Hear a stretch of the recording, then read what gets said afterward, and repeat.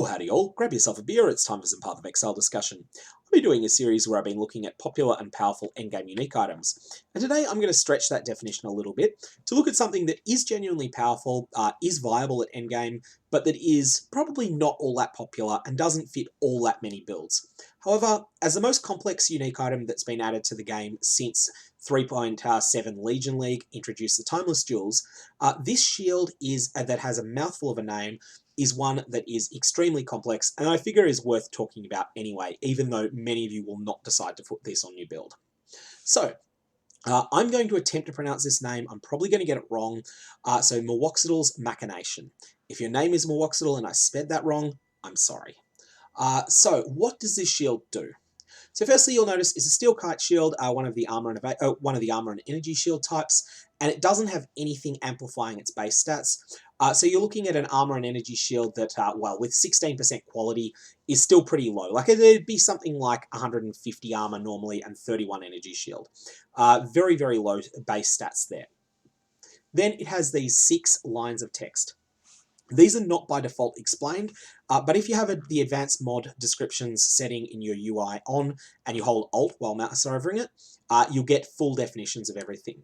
But even then, just having full definitions of everything doesn't really explain what this complex item does. That is a job for going through them in the right order. So firstly, I want to call your attention to just the benefit side of Divine Flesh, +5 to maximum chaos resistance. Secondly, I wanted to draw your attention to Everlasting Sacrifice. This is the effect that is not available by any other means, other than equipping this item. When you reach full energy shield, sacrifice all energy shield to gain 5% to all maximum resistances for 4 seconds. So combining these two effects, what you're looking at is +10 to maximum chaos resist, +5 to the other 3 resistances. Needless to say, this is a pretty powerful defensive layer if you can jump through all of the hoops necessary to make it work. Additionally, the effects of Divine Flesh also have some other effects that can cause this to be even better than it sounds. So, in order to jump through these hoops, you're obviously going to need to gear heavily for chaos resistance. You're going to want to get 60% to offset the penalties that you get from Kitava's cruel and merciless afflictions. Then you're going to want to get all the way up to, I would recommend 88% while Everlasting Sacrifice's effect is active. You can even take it further and push for 90 or even 91% while Everlasting Sacrifice is active. So that's actually only 90%, but then you're at 86% when Everlasting Sacrifice falls off. Remember that resistances are capped at 90% in this game. So, what hoops do you need to jump through? In short, you need to be a fast attacking weapon-based character. And you need to be constantly leeching life, leeching lots and lots and lots of life. So, in more detail on that. So firstly, we have Vaal Pact. Vaal Pact is a keystone passive that a number of characters take. It turns off your life regeneration entirely. Vitality, Stone Golem, nah, they don't do anything for you anymore. But in exchange for this, it basically doubles the effect of Life Leech. So this is really good. Vaal Pact is something a lot of people take, it's especially popular on Slayers. It's also very well known for getting people killed in the Eternal Labyrinth. So why that is because you lose all of your life regeneration, and then you take a couple of Labyrinth trap hits in a row because you're sort of on autopilot, as a lot of us are in the lab, and splat, you're dead. Back to the start, or if you're in hardcore, back to the Twilight Strand. So, keep that in mind. Vaal Pact is not something you want in the lab. That said, you also have Immortal Ambition. Now, Immortal Ambition is an interesting one. Originally found on the unique belt Soul Tether, and then eventually also found on the Vaal Timeless Jewel Glorious Vanity. What Immortal Ambition does is, with a significant drawback, and we're talking significant, it allows your your life leech to top up your energy shield as well. So in more detail, let's talk about the upside first, then the drawback. The upside, life leech effects are not removed at full life. Life leech effects recover energy shield instead while you're on full life. So if you've got, say, 6,000 life and 1,000 energy shield, but you've lost all of that to enemy hits. So you're now at 5,800 life and 0 out of 1,000 energy shield. You then go and hit an enemy. your life leech would normally just take you up to 6,000, and then your energy shield would have to recharge on its own.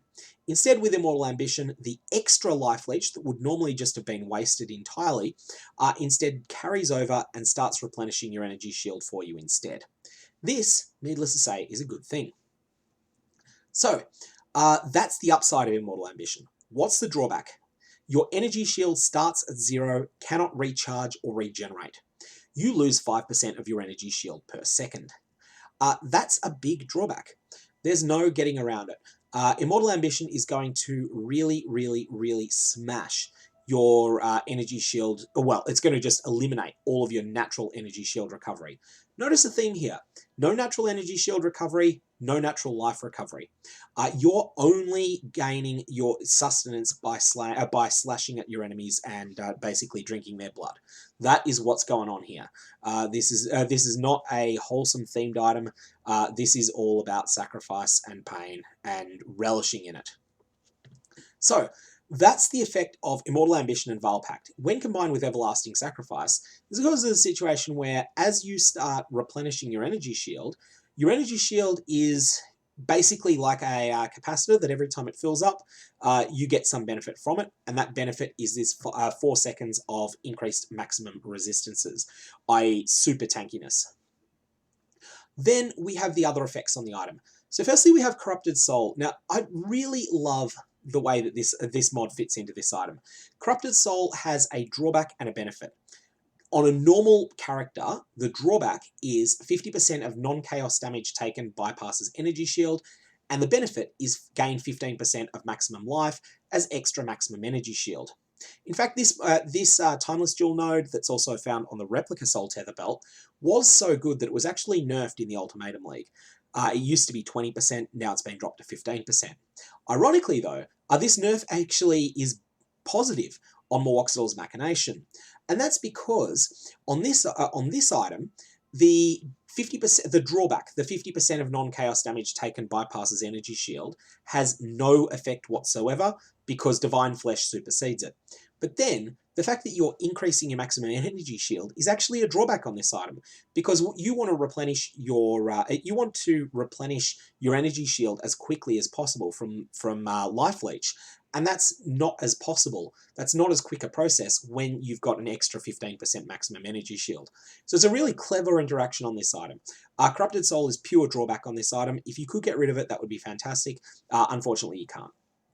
Next, we have Divine Flesh. So, firstly, all damage taken bypasses energy shield. Damage taken bypassing energy shield means that energy shield has no defensive benefit for your character. Instead, it is solely there for the purposes of Everlasting Sacrifice, or potentially for other uses that you might have for sacrificing energy shield to power spells via various means. In exchange for this drawback of all damage taken bypassing energy shield, you gain two benefits. The first one is 5% maximum chaos resistance. The second one, which is a drawback on most characters but is a positive on anyone that would consider taking Divine Flesh, you have 50% of elemental damage taken as chaos damage. So if your chaos damage is higher than your relevant elemental resist, and we're going to talk about cold damage here just for argument's sake. Say an enemy hits you, say one of the Elder's Icicle Barrages hits you for 3,000 cold damage. With this effect in play, you will take 1,500 cold and 1,500 chaos damage, and then that is mitigated by two separate resistances, your cold resistance and your chaos damage. Now, the Elder's Icicle Barrage does a lot more than 3,000 damage. I think it's something like 8,000 base, so you take 2,000 per hit if your character has 75% cold resist. But a build that's using Mahuxotl's Machination will aim to have their chaos resistance in the high 80s, if not at a perfect 90, where their cold resist will probably be a bit less than this. It might be in the 80% range. And so ultimately, this is a very powerful defensive layer in exchange for you investing so heavily in chaos resistance. Last, we have Eternal Youth, which continues the theme of, which basically continues the theme of effects that normally are beneficial, having less effect because of the other mods on this item. And this is 50% less life regeneration rate. Well, you actually have no life regeneration rate because of Vile Pact. and then we have the 50% less maximum total life recovery per second from leech. So this essentially cancels out the benefits of Vile Pact while leaving the drawbacks in effect. And then we have Energy Shield Recharge instead applies to life. Well, Energy Shield Recharge is stopped anyway, and so is your life regeneration. So Eternal Youth is a drawback on the item as well. Ultimately, the effect of this extraordinarily complex item is to provide you with a massive boost to your maximum resistances, and also to funnel some of the incoming damage you're taking towards chaos damage on a build that will have chaos being their highest resistance, in exchange for you solving the puzzle of making Everlasting Sacrifice proc as often as you possibly can. Should you use this item? Now, the answer is probably no on most builds. You need to be in a situation where you are willing to sacrifice offense, because obviously you're using a shield that has no offensive capabilities at all. So you need to be willing to sacrifice that significant amount of offense, and also willing to do so with no life on the item, no normal resistances, no influence mods. However, if you're willing to jump through these hoops and you're willing to make the investment necessary to get your chaos resistance right up into the stratosphere, into the high 80s or at 90%, then this will provide you with a significant defensive layer that will continue to protect you as long as you are continuing to leech life fast. Ultimately, that's all I got on this item, except to say that it is, if you do decide that you want to use it, it's pretty accessible. And that means that you can try and get the exact corruption you want on it. In the Ultimatum Trade-enabled Softcore League, it's generally about 20 chaos to get an uncorrupted one.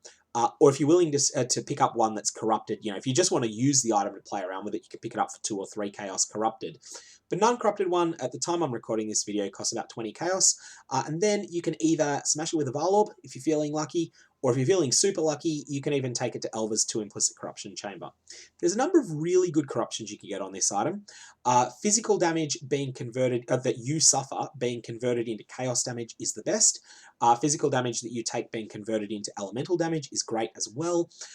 As well as that, there's just all the usual good stuff shield corruptions, plus X to the level of socketed gems that are not necessarily outstanding, but that do something powerful that might be useful to you. Anyway, that's Mahuxotl's Machination, the most complex unique item that's been added since Legion brought the Timeless Jewels, and one that is a bit of a, it took me ages to just go through all the mods and work out what they do together. If you've got any comments or questions on this complex item, definitely leave a comment down in the video below. Otherwise, I'm going to leave it there. I hope you have fun, and may your Vile Orbs have interesting results.